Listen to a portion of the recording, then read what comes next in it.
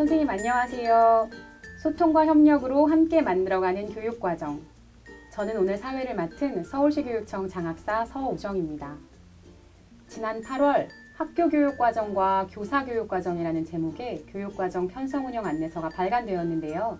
오늘은 그 책의 집필에 함께한 저, 그리고 윤상혁 장학사, 한세란 선생님을 모시고 교육과정에 대한 이야기를 나누어 보려고 합니다. 선생님 안녕하세요. 네, 안녕하세요. 서울시교육청 장학사 윤상혁입니다. 반갑습니다. 안녕하세요. 서울 용산초등학교 교사 한세란입니다. 반갑습니다. 네, 선생님 반갑습니다. 선생님들은 교육과정 하면 어떤 말이 먼저 떠오르세요? 가르침과 배움의 총체? 교육과정 문해력, 교육과정 재구성 이런 말이 떠올라요. 역시 교육과정 안내서 집필진 나온 답변이군요. 그래서 제가 이 시간에 앞서서 선생님들께서는 교육과정 하면 어떤 말들이 떠오르실까 궁금해서요. 미리 좀 받아봤어요. 자료 화면 띄워주세요. 어떤 단어들이 먼저 보이시나요? 네, 수업, 교과서라는 글자가 가장 크게 보이네요. 학교 교육, 안내하는 이런 단어들도 보이네요. 선생님 좀 작은 글씨기는 하지만 저는 재미없다, 말만, 쓸데없는 이런 단어들도 좀 보이는데요. 아마도 교육과정을 국가 또는 지역 수준의 교육과정만으로 생각하시기 때문은 아닐까요?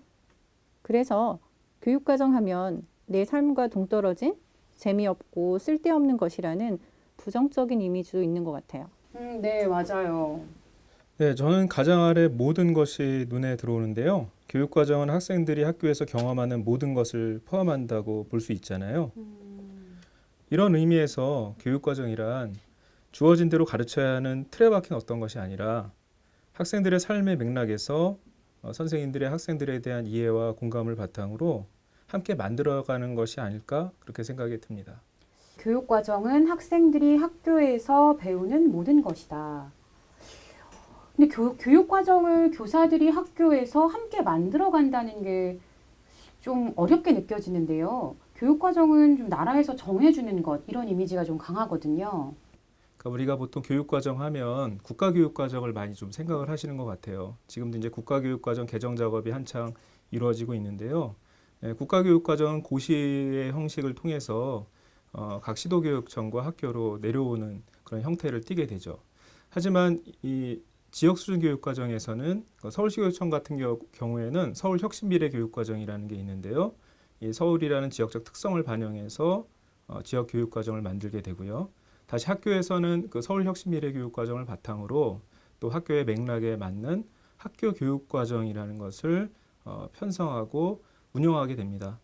그런 점에서 학교교육과정이라는 것은 그대로 국가에서 내려오는 것이라기보다는 그런 것들을 바탕으로 학교에서 또 재구성하고 만들어가는 것이라고 할 수 있는 것이죠. 서울혁신 미래교육과정. 그래서 우리 책 제목이, 일부 제목이 미래사회와 학교교육이었던 거군요. 네, 맞습니다. 선생님, 그런데요. 현재 교육과정도 사실 너무 어려운데 미래교육과정이라니 되게 어렵게 느껴져요. 미래교육과정이 뭔지 조금 쉽게 설명해 주실 수 있을까요? 네, 미래교육과정이라는 말도 쓰이고 또 미래교육이라는 말도 쓰이는데요. 사실 미래교육이라는 것을 한마디로 규정하기는 어려울 것 같습니다. 그런데 저희가 좀 쉽게 생각해 보면 교육기본법 제2조에 교육 이념이라는 게 나오는데요. 그 교육 이념의 내용을 저희가 살펴보면 세 가지 교육의 이상을 이야기를 하고 있거든요. 첫 번째는 학생들의 온전한 삶에 대해서, 두 번째는 민주국가를 실현하는 것에 대해서, 세 번째는 인류 공영의 이상을 구현하는 것에 대해서 이렇게 이야기를 하고 있는데요. 어떻게 보면 좀 굉장히 어마어마한 그런 내용일 수는 있지만 어떻게 보면 우리 교육의 이상을 실현하는 것이 미래교육과 관련이 있지 않을까 그런 생각을 해봅니다. 미래교육이라는 게 정말 어마어마한데요. 이 사실 인간다운 삶도 어려운데 거기 민주국가의 발전에다가 인류 공영의 이상까지 실현해야 하는 거잖아요. 그렇죠. 지금 더욱 어렵게 느껴지기 시작했는데요. 한세란 선생님, 조금 더 쉽게 혹시 설명을 해주실 수 있을까요? 그럼 장학사님은 미래사회 하면 어떤 단어가 떠오르세요? 미래사회, 기후환경 위기, 또 인공지능 뭐 이런 단어들이 좀 떠오르는데요. 맞아요. 요즘 가장 핫한 네, 낱말들이죠. 네. 기후위기, 그리고 인공지능. 그럼 그런 기후위기와 인공지능이 미래 사회를 어떻게 변화시킬까요? 우리가 경험하지 못한 미래는 다들 불안하잖아요. 좀 두렵고. 네. 그래서 사람들이 다 구체적으로 예상하기 참 어려워합니다. 그리고 예상하는 방향도 부정적이기도 하고 긍정적이기도 하기도 하고요. 그런데 저희가 이제 이런 것들을 경험을 해봤잖아요. 코로나. 그래서 코로나는 지난 정말 짧은 2년이라는 기간 동안에 사회를 되게 크게 바뀌어놨어요. 그래서 학교도 엄청나게 많이 변했잖아요. 그 전에 생각도 못했던 원격 수업, 그 다음에 그렇죠. 교실에 와이파이 이런 것들은 전부 다 저희가 앞으로 몇십 년 후의 일이다라고 생각을 했는데 그리고 예상치 못했던 것들이 사회를 크게 변화시켰고 그리고 그 변화의 중심에 선생님들이 계셨어요. 그래서 코로나가 예상치 못했던 급격한 사회 변화를 초래했던 것처럼 기후 변화나 그리고 인공지능이 또 우리 사회를 어떻게 변화시킬지는 정말 예측하기 어렵고 조금 두려운 일이기도 해요. 그럼에도 불구하고 학교는 사회 변화에 대해서 지속적으로 어떻게 변화될 것인가를 읽어야만 해요.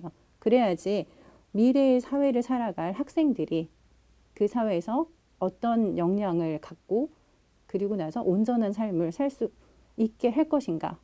그리고 그 방향으로 학교 교육이 이루어져야 하는 것이죠. 아, 그러니까 미래 사회에 필요한 역량을 기를 수 있도록 교육 과정 자체도 변해야 한다. 이런 말씀이신 거군요. 네, 맞아요.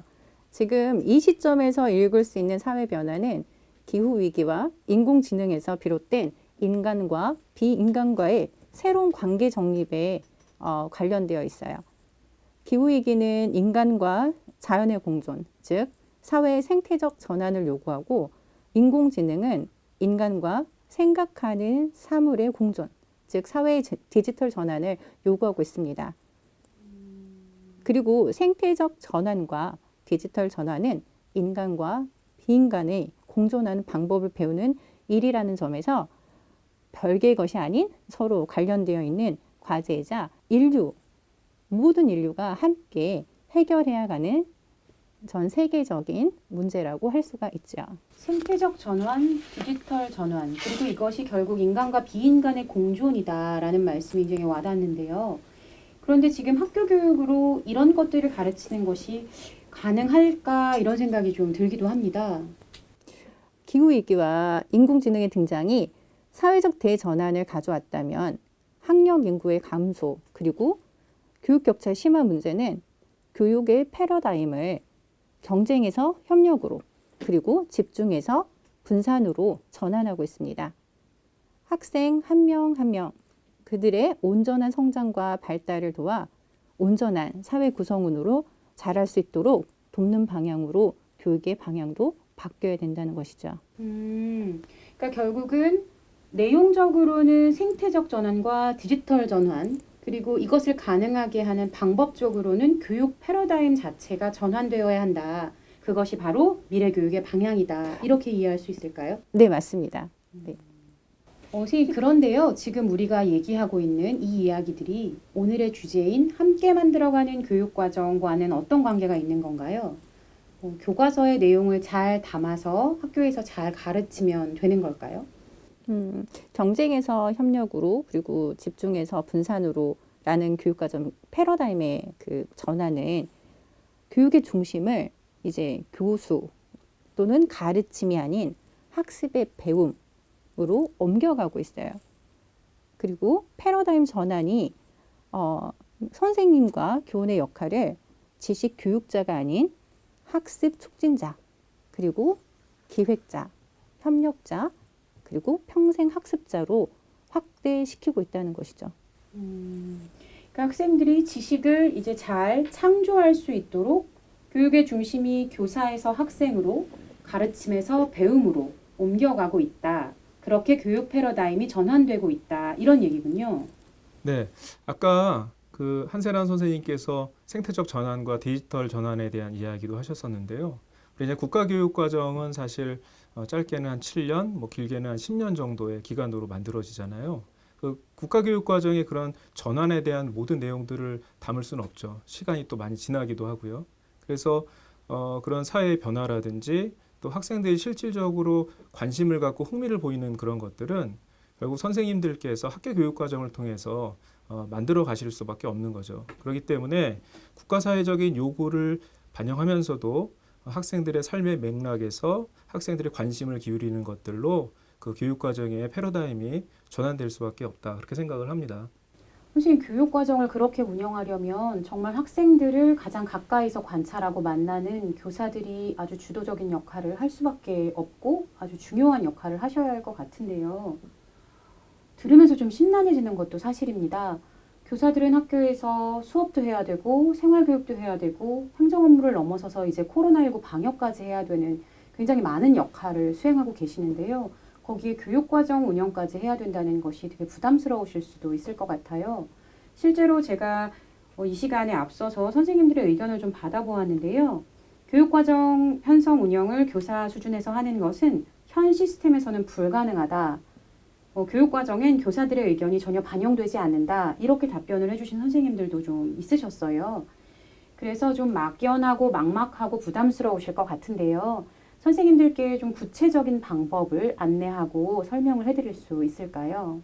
네, 그 교육과정이라는 것이 선생님들 개인의 입장에서는 굉장히 어려운 일일 수도 있습니다. 근데 학교에서 선생님과 학생들 사이에 가르치고 배우는 것들의 총체라고 생각을 한다면 선생님의 개인적인 업무라기보다는 학교 공동체가 함께 고민하고 실현해 나가는 일이라고 할 수가 있는 거죠. 그래서 이 학교 교육 과정이라는 것은 그냥 없었던 것을 새로 만드는 것은 아니고 어떻게 보면 선생님께서 학교에서 이미 실천하고 계셨던 것일 수도 있을 것 같아요. 그래서 그 학교 교육 과정이 어떻게 운영되고 있는지 그 전체적인 체계를 한번 살펴보는 것도 좋을 것 같습니다. 화면을 한번 보실까요? 학교 교육 과정은 크게 설계, 실행, 성찰의 과정으로 이루어지고 교육과정 전 과정에서 평가와 환류가 이루어집니다. 학교 교육 과정을 설계할 때 학교 교육을 진단하고 교육 공동체의 수기와 협력을 통해 학교 비전과 철학을 수립하고 공유하는 것이 반드시 필요합니다. 이러한 과정을 통해 구체적인 학교 교육 과정을 편성하고 지원 계획을 수립하는 거죠. 어떻게 보면 이 첫 번째 단계가 사실 제일 중요하다고 할 수 있고요. 이 설계의 단계에서 공동체의 문화를 통해서 서로 수기를 이루어 나간다면 그 다음에 실행하고 성찰하는 단계까지는 자연스럽게 갈 수 있을 것 같은데요. 교육과정 실행 단계에서도 교육 주체와 지속적으로 소통하고 계획된 학교 교육과정을 수정 보완해 가면서 실행하고요. 교육 주체와의 협력을 바탕으로 교육과정을 운영함으로써 교육과정 중심의 학교 문화를 형성할 수 있는 거죠. 마지막으로 학교 교육과정의 평가는 학교 교육과정 전 과정을 반성적으로 돌아보는 과정으로 새로운 학년도를 준비하는 첫걸음이라고 할 수 있습니다. 학교 교육과정의 평가는 특정 시기에만 국한된다기보다는 교육활동 특성에 따라 수시로 평가가 이루어져야 하고 학기 말 또는 학년 말에 학교 교육과정을 종합적으로 평가해서 다음 학년도의 교육활동에 반영하는 거죠. 그러니까 결국 그 소통하고 협력하는 민주적인 학교 공동체 문화가 굉장히 중요하다. 이렇게 해석이 되고요. 네, 맞습니다. 혼자 하는 과정이 아니라 함께 하는 것이 굉장히 중요하게 느껴지는데요. 학교 교육 과정과 교사 교육 과정, 이 두 개가 긴밀하게 연결되는 것이 되게 중요하겠구나, 이런 생각이 듭니다. 한사랑 선생님, 학교 교육 과정과 교사 교육 과정은 어떤 관계가 있는지 조금 더 설명 부탁드려도 될까요? 네, 학교 교육 과정은 그 학교를 다니는 학생, 그리고 학부모, 그리고 거기에 근무하신 선생님들이 모두 수기 과정을 거쳐서 우리 학교만의 문화를 만들어가는 과정이라 보신다면 교사 교육 과정은 조금 더 학생과 가깝게 만나는 교실에서 이루어지는 교육의 모든 것이라고 생각하시면 될 것 같아요. 다시 말하면 그 교실에서 이루어지는 모든 수업은 굉장히 다르잖아요. 그 각양각색의 실천적인 교육 과정이 교사 교육 과정이라고 말할 수 있습니다. 그래서 교사 교육 과정은 학생들이 배움이 목표이고 학생들의 배움에 적합한 방식이 교사 교육과정의 실천 방침이라고 할 수 있어요. 그래서 여기서 정말 중요한 거는 교사 교육과정이라고 해서 선생님이 교육과정을 완전히 만들어가는 게 아니라 여기서도 함께 내가 가르치는 학생이 함께 교육과정을 만드는데 참여할 수 있도록 하는 게 더 중요한 함께 만들어가는 교사 교육과정을 완성시키는 필요 충분 조건이라고 볼 수가 있을 것 같습니다. 그래서 학생이 교육과정의 주체로서 참여할 수 있도록 교육과정의 양과 내용을 학생의 발달에 맞춰서 선생님과 학생이 함께 재구성해 나가고 그리고 그걸 통해서 학생회가 가장 적합한 학습 경험을 디자인하는 것이 교사 교육과정이고 교육과정 전문가로서 교사의 역할이라고 할 수 있을 것 같습니다. 가장 중요한 단어가 함께인 것 같아요. 그렇죠. 네. 그렇죠. 그럼 정리를 해보자면 그동안은 우리가 국가교육과정에 너무 길들여져 있었지만 이제 학교교육과정은 학교 구성원의 협력과 참여를 통해서 우리 학교의 비전과 목표를 세우고 그리고 교사교육과정은 교사가 학생 중심의 창의적 교육과정을 고민하고 자율적으로 운영할 때 우리가 원하는 그 미래교육을 위한 교육적 패러다임의 전환, 함께 만들어가는 교육과정 실현이 가능하다. 이런 말씀으로 정리를 할 수 있겠네요. 그렇습니다. 우리가 만나게 될 미래 사회는 인공지능과 공존하는 사회겠죠. 그래서 존재 존엄성 그리고 사람에 대한 사랑에서부터 미래 교육은 그리고 교사 교육 과정은 그리고 학교 교육 과정은 시작돼야 한다고 생각합니다. 그러한 존재 존엄성, 사람에 대한 사랑, 그게 가장 잘 이루어질 수 있는 곳이 바로 교실이라고 생각하고요. 교실에서 학생들은 교사가 디자인한 교사 교육 과정을 통해서 스스로 변화의 주체가 되어서 새로운 세상을 스스로 만들어가는 힘을 길러낼 수 있을 거라고 생각해요. 그리고 이게 바로 미래 역량이라고 할 수 있다고 봅니다. 선생님 말씀을 들으니 함께 만들어가는 교육과정은 어떤 방법이나 기술이 중요한 게 아니라 함께 만들어가는 교육 공동체 문화, 학교 공동체 문화 조성이 정말 중요한 거구나 이런 생각이 드는데요. 네, 미래사회의 급격한 변화 속에서 학교 교육의 본질에 대한 진지한 성찰과 함께 학교 운영의 자율성이 더욱 절실하게 요구되고 있는 지금 우리가 해야 할, 또 할 수 있는 일의 핵심은 교육과정 중심의 학교 운영, 또 학생 중심의 교육과정 운영이라고 할 수 있을 것 같습니다. 또 교육과정 개발과 실행의 중심에 선생님들이 계신 거고요. 수업을 통해 학생의 삶과 이어지는 실질적인 배움의 철학, 그런 것들이 구현되는데 이 책 학교교육과정과 교사교육과정이 도움이 되길 바랍니다. 생각은 세계적으로 하되 실천은 지역적으로 하라는 말이 있습니다. 함께 만들어가는 교육과정이 막연하고 어려운 것은 사실입니다. 하지만 꼭 가야 하는 길인 만큼 지금 우리가 여기서 실천 가능한 것부터 함께 시작해보는 것은 어떨까요? 지금까지 시청해주신 선생님들께 진심으로 감사드립니다. 감사합니다. 감사합니다.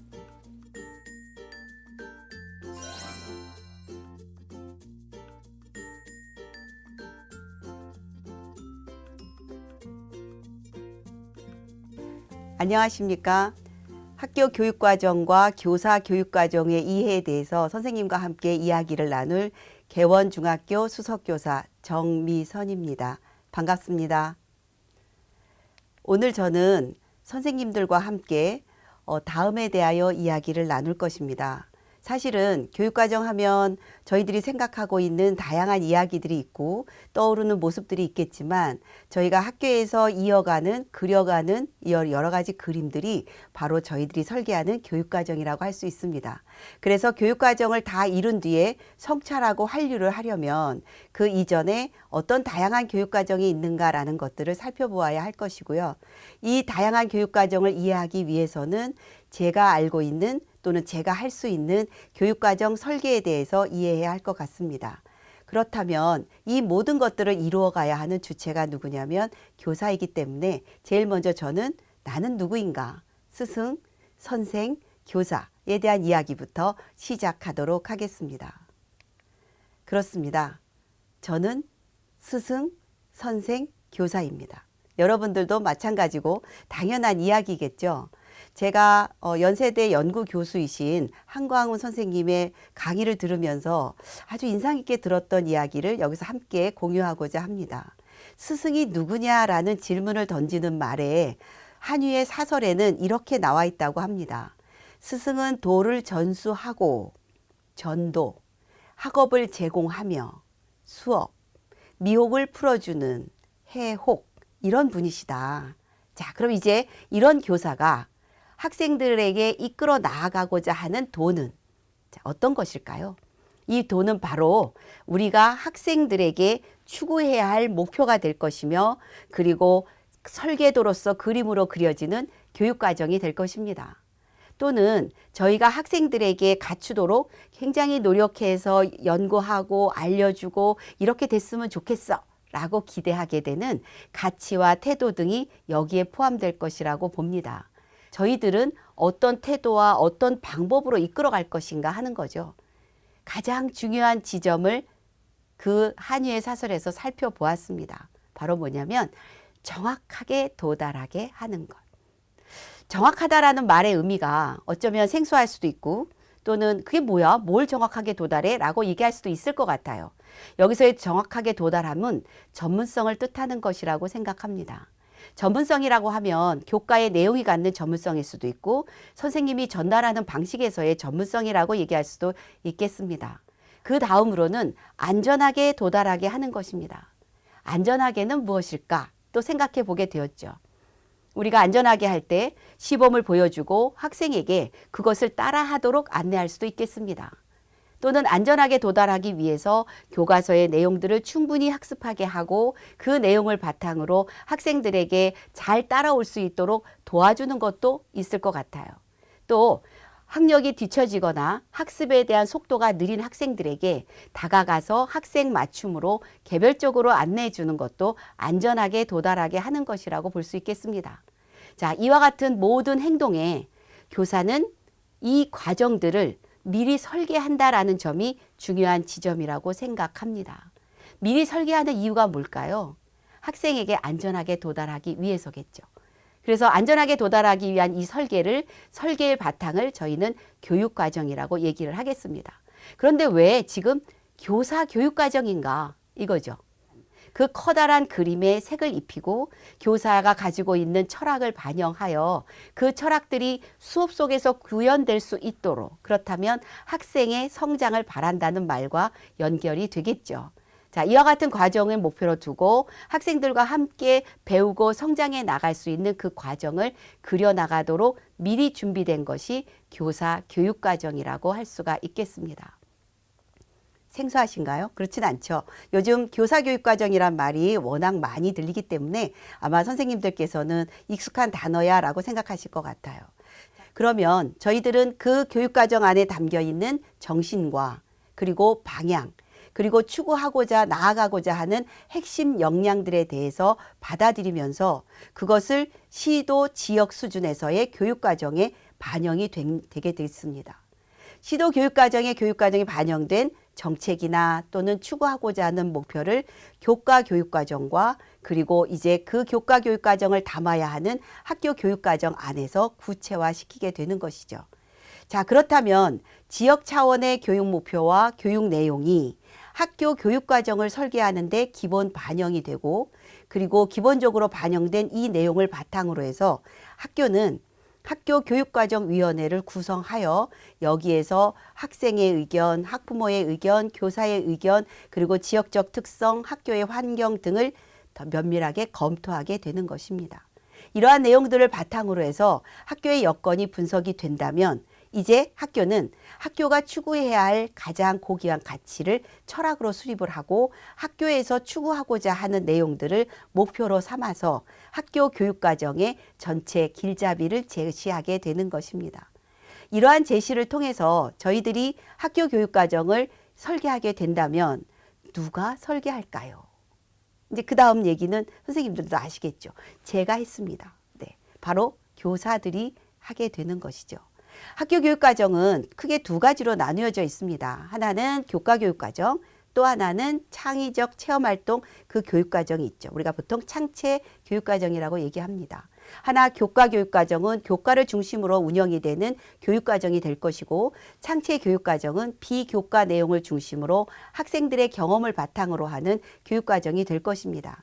이 두 개가 합쳐져서 학교 교육과정으로 운영이 되는데, 이때 교사는 교과교육과정의 주체로서 학생들이 무엇을 배워야 하고 어떻게 배워야 하고 얼마만큼 배워야 하고 그리고 어떤 방법으로 그것을 증거로서 드러낼 것인가에 대한 수업과 평가에 대한 목표를 세우게 되는 것입니다.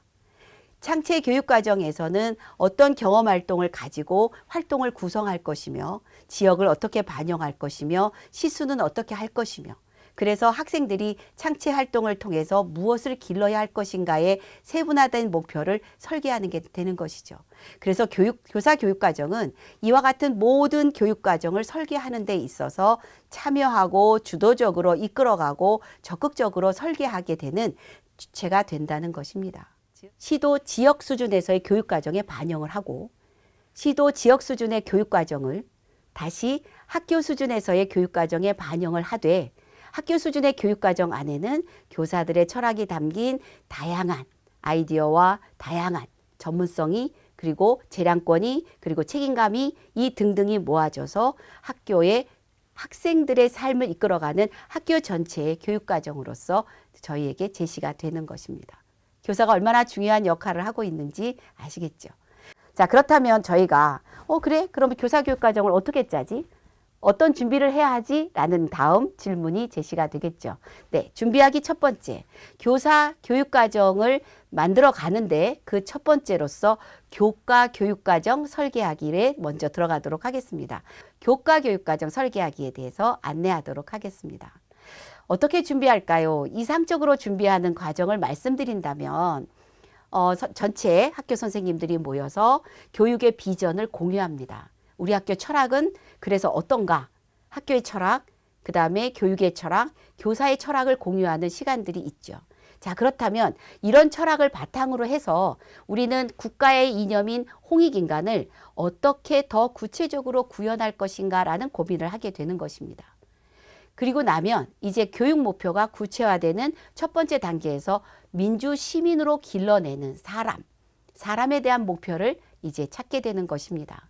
그래서 교육 목표를 삼을 때 더불어 사는 민주 시민, 세계 시민 또는 시민 목표로 해서 그 다음에 교과 협의를 할 때는, 자, 그렇다면 아주 구체적으로 우리의 교과 내용 속에는 이 내용을 어느 부분에서, 어떤 단원에서 또는 어떤 성취 기준에서 또는 우리의 어떤 활동에서 구현할 것인가에 대한 내용들을 하기 위해서 교육과정을 분석해 보게 됩니다.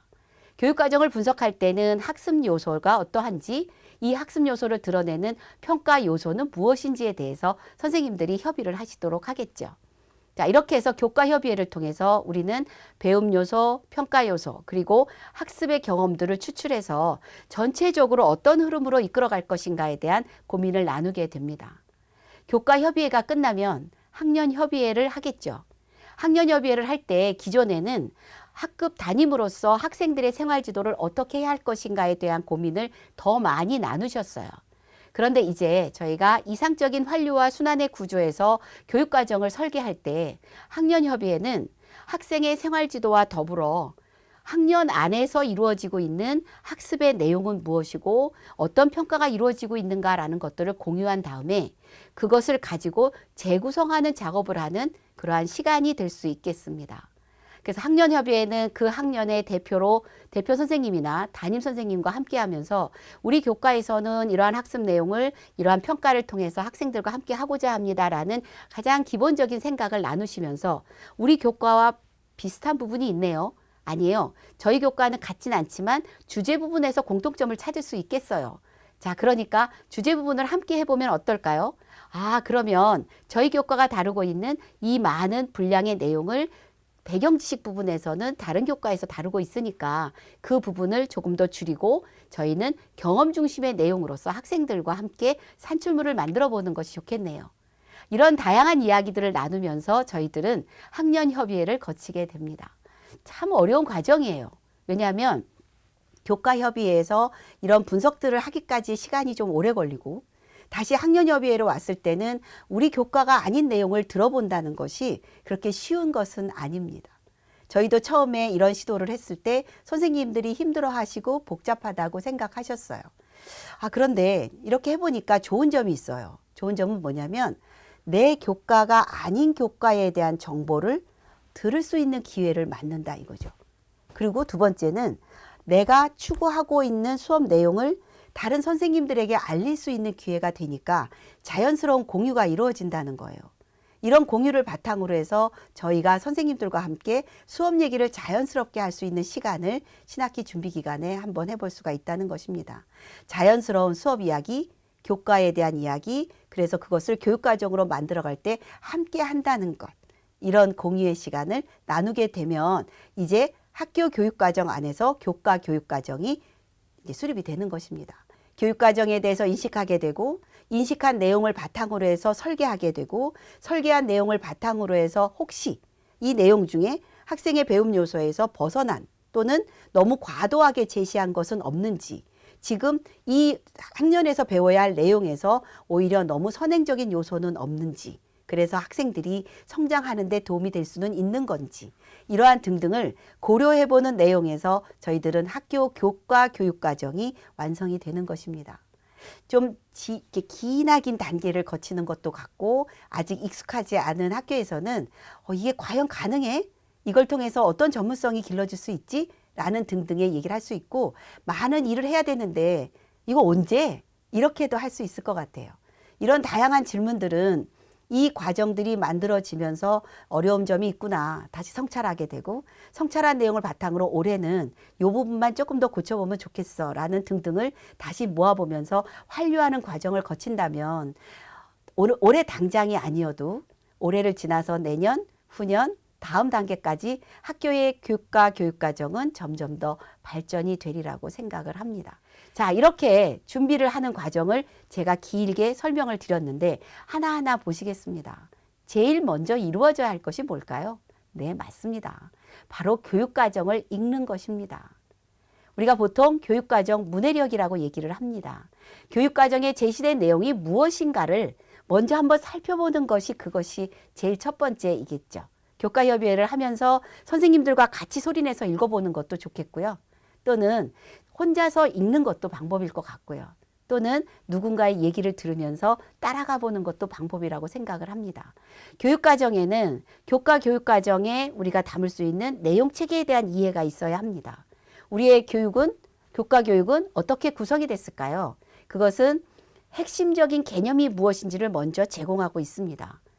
이 학년 안에서, 학년 9 안에서 학생들은 이 개념만큼은 조금 익혀야 되겠습니다라는 기본적으로 제시한 핵심 개념을 보시고요. 그 옆에는 일반화된 지식, 그리고 이 일반화된 지식을 조금 더 구체적으로 각 학년군의 단계에서는 어떻게 배우고 있는가라는 내용을 살펴보고 그리고 난 다음에 그걸 통해서 길러야 할 기능은 무엇이고 그리고 어떤 태도를 교과에 대한 태도를 가질 것인가라는 것들을 한 번에 볼 수 있는 내용 체계에 대한 이해가 먼저 있으면 좋겠습니다. 우리가 보통 2015 개정 교육과정 안에서 평가의 요소를 세 가지로 잡습니다. 하나는 지식, 그리고 기능, 그리고 태도. 그러니까 지식과 기능과 태도에서 지식의 경우에는 우리가 배워야 할 것들, 이게 됐죠. 알아야 할 것들. 그리고 두 번째로 기능은 할 수 있는 것들은 무엇인가. 그러면 예를 들어 비유에 대한 개념을 바탕으로 해서 학생이 직접 비유 문장을 만들어 보고 그 비유 문장을 활용해서 시로서 형상해 보는 것들이 바로 기능에 들어가겠죠. 그리고 나면 이걸 즐길 수 있는 태도, 이게 교과의 태도라고 볼 수가 있겠습니다. 정서적이고 정의적인 태도이겠죠.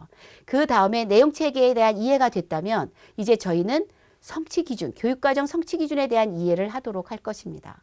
교육과정 성취 기준이라는 것은 간단히 얘기하면 수업의 목표입니다. 내가 어디까지 학생들을 안내하고 학생들은 어디까지 도달해야 하는가라는 것을 행동 목표를 통해서 제시한 것이 교육과정 성취 기준입니다. 문학은 심미적 체험을 바탕으로 한 다양한 소통 활동임을 알고 문학 활동을 한다라는 이 교육과정 성취 기준을 분석해 보면 우선은 문학 활동을 할 수 있는가라는 것들이 하나의 학생들에게 목표점으로 제시할 수가 있겠죠. 그 다음에 문학 활동이라는 것은 어디까지를 얘기할까? 블로그를 활용해서 거기다 글을 올리는 걸까? 아니면 학생들이 시를 짓는 것까? 이렇게 문학 활동 비평까지 갈 수 있는 건가? 이렇게 문학 활동에 대한 범위를 선생님들과 같이 협의해 보시고 이 문학 활동을 하기 위해서 학생들은 어떤 기능을 또는 어떤 태도를 가져야 하는 것인가 라고 보았더니 심미적 체험을 바탕으로 해서 소통 활동이라는 것을 할 수 있도록 한다. 자, 그렇다면 아는 것이 있고 여기서 할 수 있는 것이 있는 거죠. 심미적 체험에 대해서 아는가? 그리고 그 심미적 체험을 바탕으로 해서 학생들이 문학 작품을 가지고 와서 거기서 해석도 하고 읽고 이해도 하고 감상할 수도 있는, 그리고 친구들하고 같이 그 내용을 나눌 수 있는 소통 활동에 대한 부분들을 짚어보면서 아, 그렇다면 지식으로서 그리고 기능으로서 그리고 학생들 태도로서 그리고 그것을 어떤 단계로 구성할 것인가 라는 것들이 바로 성취 기준에 대한 분석이 되는 거죠. 그럼 성취 기준을 분석할 때 저희들이 학습 요소는 무엇인지 그리고 평가 요소는 무엇인지라고 분석을 해보면 비로소 여기서 저희의 도달점들이 드러나게 되는 것입니다. 이렇게 이제 말씀을 드리면 선생님들이 이런 생각하시기에 이거 굉장히 복잡해요. 그리고 교육과정을 설계하는 데 있어서 이 과정들을 다 거쳐야 된다면 실제로 교육과정을 짜기까지의 과정이 너무 길어서 여기에 대한 준비가 더 있어야 되지 않을까요? 이렇게 물으실 것 같아요. 맞습니다. 여기까지 오기가 참 어렵습니다. 어렵고 그 다음에 힘든 과정이 단계적으로 펼쳐져 있죠. 자, 여기까지 분석이 되고 나면 이제 교육과정 재구성의 요소로 들어가게 되겠죠. 아까 우리가 교과협의, 학년협의를 통해서 교육과정 재구성이 어떻게 이루어질 수 있다라는 것들은 말씀을 드렸습니다. 자, 이렇게 보시면 학습 요소와 평가 요소를 구성한 다음 학년협의회에서 이 내용을 공유하게 됐을 때 이제 우리 교과랑 같이 해요 라는 얘기를 하게 되는데 저희가 경험했던 바로는 사회 시간에 살기 좋은 도시에 대한 특징과 위치와 그 다양한 형태에 대해서 배우더라고요. 그러니까 영어 시간에는 우리 그 글에 제시문에 도시의 랜드마크를 중심으로 하는 도시의 특성에 대해서 배우는데 함께 하면 좋겠어요 라는 얘기가 나왔고, 그리고 난 다음에 그럼 국어에서는 도시를 심리적 관점으로 바라보는 것으로 학생의 경험을 하고 문학 활동을 할 수 있도록 하면 연결이 되겠네요 라는 걸로 이야기가 이제 모아지게 됐죠. 이러한 과정에서 도시라고 하는 주제를 조금 더 세분화해서 살고 싶은 도시 그리기로 주제를 만들었고, 살고 싶은 도시 그리기에 대한 내용을 하기 위해서 영어와 사회는 병행을 해서 공부를 하면서 지식 기반은 사회에서, 그리고 영어는 글을 통해서 도시에 대한 모습을 그려가고, 저는 경험을 중심으로 국어 시간에 학생들에게 내가 살고 있는 도시에 대한 이야기를 할 수 있도록 구성하였습니다. 저희가 이 얘기를 할 때 문제점 하나를 생각해 보게 된 것이죠. 우리 학교 아이들의 특성에서 도시에 대한 인식이 다소 부정적이지 않을까?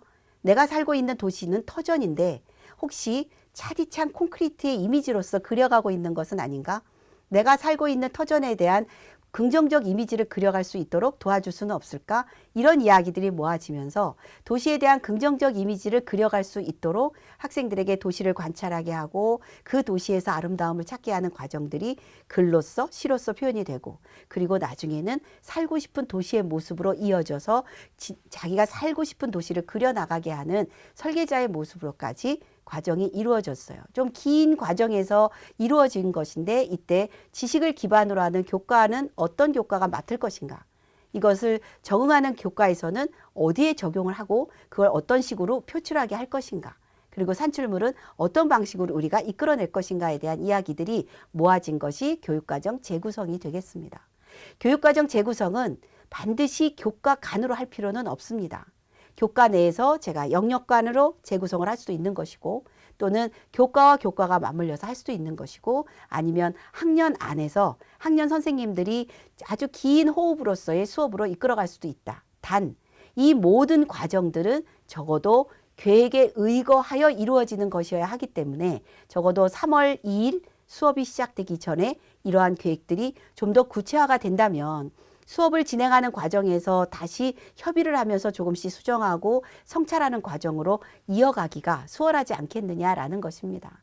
즉, 계획에 의거한 이것이 바로 우리 교사에게 갖고 있는 전문성의 일부가 아닐까라고 생각을 합니다. 자, 이렇게 이루어지는 과정에서 구체화된 것들이 바로 이제 이렇게 설계 안으로서 드러나게 되는 것이죠.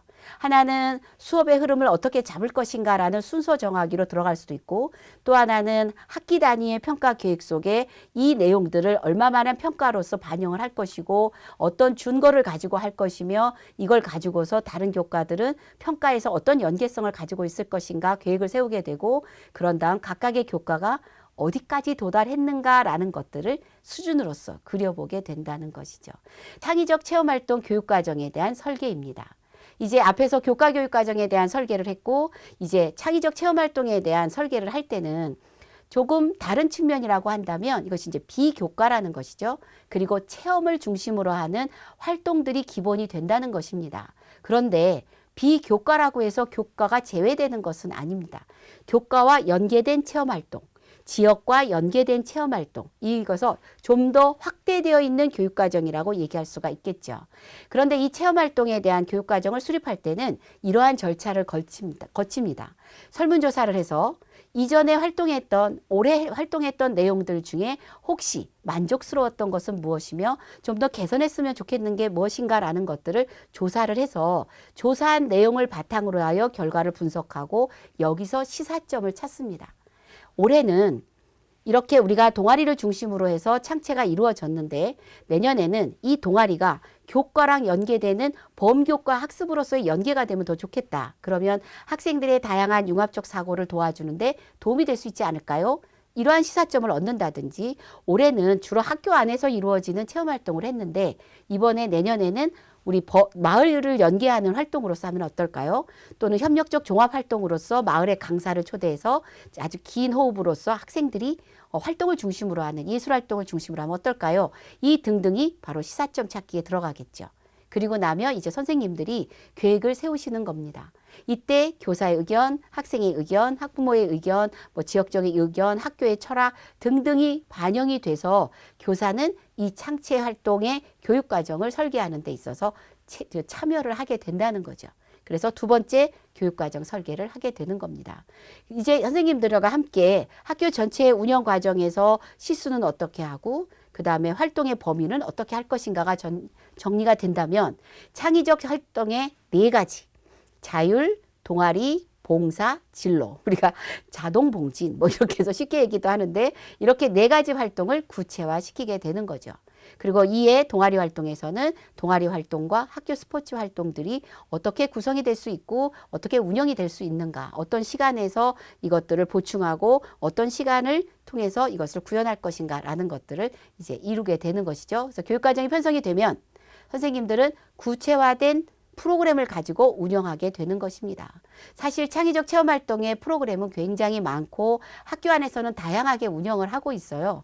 학교의 목표를 달성하기 위해서 또는 어떤 특색이 아주 분명하게 잘 드러나기 위해서, 그리고 또 하나는 정책적으로 범교과 학습 주제를 포함하기 위해서 우리의 교육과정 문서 안에는 범교과 요소 이것도 담아놓게 되고, 학교의 특색으로서 역량도 여기에 담게 되고, 그리고 그 밖에 다른 여러 가지 것들을 어떤 정서적인 부분도 또 능력 부분도 이 안에 담아서 선생님들이 함께 볼 수 있는 거대한 설계도를 그려나가게 되는 거죠.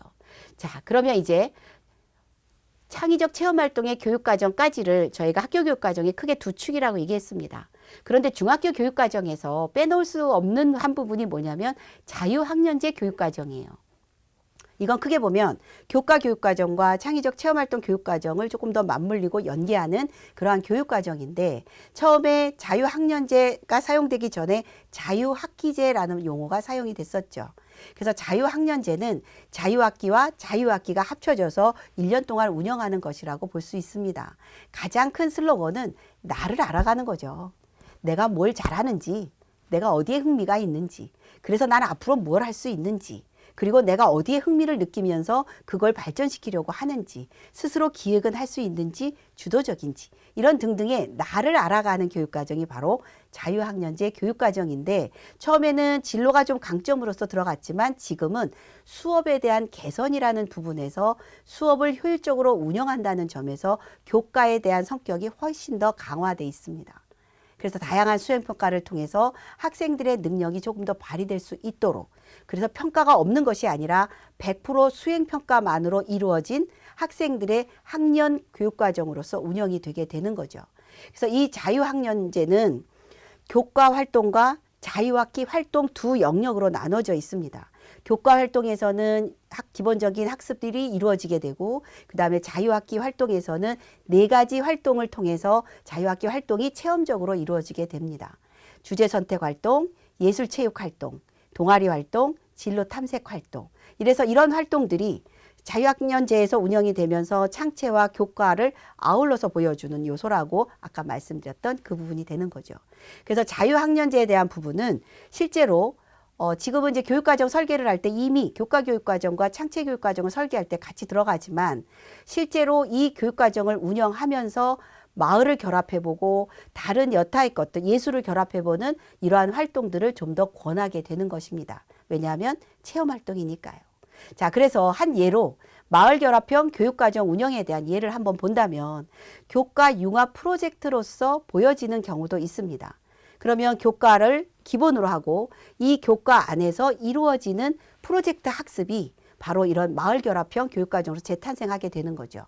예를 들면 소규모 학교에서 우리 지역, 우리 동네에 산책로를, 산책할 수 있는 길은 또는 뭐 자전거 타기에 좋은 코스를 한번 개발해 볼까? 그래서 그 지도를 우리가 만들어 볼까? 이런 내용들로 구성하기도 하고요. 또는 프로그램을 학생들의 재능을 개발해 보는 프로그램으로 만들어 갈 수도 있습니다. 협력 종합 예술과 또는 앞에서 했던 교과 연계 프로젝트 교육과정으로 한번 이어본 예도 있습니다. 협력 종합 예술 활동은 마을의 강사를 저희들이 초대를 하거나 아니면 예술 활동을 하고 있는 어느 단체와 결합을 해서 학생들에게 한 학기 동안 연극을, 뮤지컬을 또는 그 밖에 다양한 종합적 예술 활동이 될 수 있는 것들을 체험해 보게 하고, 이런 종합 예술을 통해서 학생의 정서를 길러보고자 하는 걸로 만들어 볼 수 있습니다. 교과 교육과정, 그 다음에 창의적 체험활동 교육과정, 그리고 그 둘을 아우르는 자유학년제 교육과정, 그리고 이것을 이미 이루어 놓은 학교들의 어떤 사례들 이렇게 보여드리면서 저희가 이렇게 학교 안에서 이루어 나가는 교육과정들은 다시 환류의 과정을 거치게 된다는 점에서 성장을 거듭할 수가 있을 거라고 봅니다. 환류의 과정은 굉장히 다양해요. 지금 학교에서 하고 있는 학교발전위원회와 학교발전협의회라는 걸 통해서 우리가 올해 했던 활동들에 대해서 점검해보고, 앞으로 우리는 어떤 요소들을 좀 더 강화할 수 있는지 토론을 하면서 주제를 계속 이끌어 나가고 선생님들과 같이 공유하는 시간을 갖는 것 자체가 바로 환류라고 얘기할 수 있습니다. 또는 수업의 말미에 한 11월 달쯤 선생님들이 해왔던 수업 중에 나누고 싶은 수업이 있다면 중간에 한번 같이 발표하면서 수업 담화를 나눠보는 것도 역시 환류의 하나라고 할 수 있겠습니다. 이런 다양한 활동들이 있고, 또는 체크리스트를 만들어서 우리는 어디까지 했지? 그냥 올해 예정된 과정이어서가 아니라 내년에 우리가 설계해야 할 학교 교육과정을 조금 더 성찰에 의해서 발전되는 그런 모습으로 그려나갈 수 있도록 하는 근거가 된다는 것이죠. 이런 근거 마련을 하기 위한 성찰, 바로 이제 우리들이 이 단계로서 이루어 가는데 우리가 해야 하는 것들이라는 것입니다.